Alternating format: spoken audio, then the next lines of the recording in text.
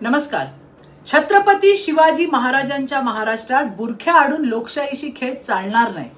आमचे आदरणीय नेते आशिष भाऊ शेलार यांनी आज पुराव्यांसकट सगळं सत्य जनतेच्या समोर आणलंय. आणि आता आम्हालाच खात्री होत चालली आहे की मतचोरी म्हणत गळा काढणारे स्वतः वोट जिहादचे सूत्रधार तर नाहीयेत ना. केवळ 31 विधानसभा मतदारसंघात मुस्लिम दुबार मतदारांची संख्या 2,25,791 इतकी आढळली आहे. आता उदाहरण पहा. कर्जत जामखेड रोहित पवार जिंकले फक्त 1243 मतांनी, पण दुबार मुस्लिम मतदार 5,532. मग रोहित पवार राजीनामा देणार आहेत का? साकोलीत नाना पटोले फक्त 208 मतांनी जिंकले आणि तिथे दुबार मुस्लिम मतदार 477 आहेत. मग वोट चोरी कोणी केली हो?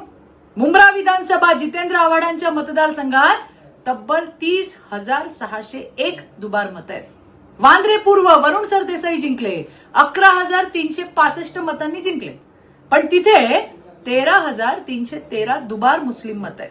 अमीन पटेल, असलम शेख, अमित देशमुख ज्या मतदारसंघातून जिंकले त्या सगळ्या ठिकाणी एकाच फोटोवर वेगवेगळी नावं, एकाच नावाने वेगळे पत्ते, ओळखपत्र, अगदी लिंग बदल पर्यंत मजल मारत मतदार वाढवले.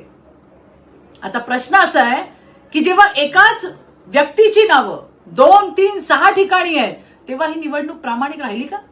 नाही, पण तुम्ही तिथे निवडून आला म्हणून तुम्ही आक्षेप घेतला नाही. आम्ही त्यावेळी देखील अधोरेखित करत होतो की मविया वोट जिहाद करतय.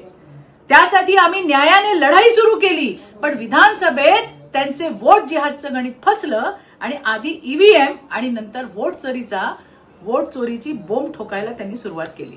या महाविकास आघाडीने आणि स्वतःला हिंदू नेता म्हणून घेणाऱ्या त्या उबाठांनी काँग्रेसच्या पावलावर पाऊल ठेवत मुस्लिम बोर्ड, उलेमा बोर्ड अशा कित्येक बोर्डाच्या राष्ट्रविरोधी मागण्या पूर्ण करणार म्हणून सह्या दिल्या. ते सुद्धा याचसाठी. दुर्दैव असं की या कटात राज ठाकरेजी सुद्धा सामील झाले. त्यांनी देखील हिंदू हृदय सम्राट वंदनीय बाळासाहेबांचा वारसा परवा असत्य मोर्चात सहभागी होऊन सोडला. पहिल्यांदाच त्यांनी भाषणाची सुरुवात हिंदू बांधवांचे संबोधन न करता केली. याचा अर्थ काय लावायचा?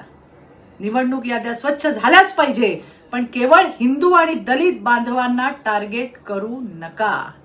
तुमच्या पुढच्या सादरीकरणामध्ये मुस्लिम नावे घेऊन ती काढण्याची मागणी करण्याची हिम्मत दाखवाल का?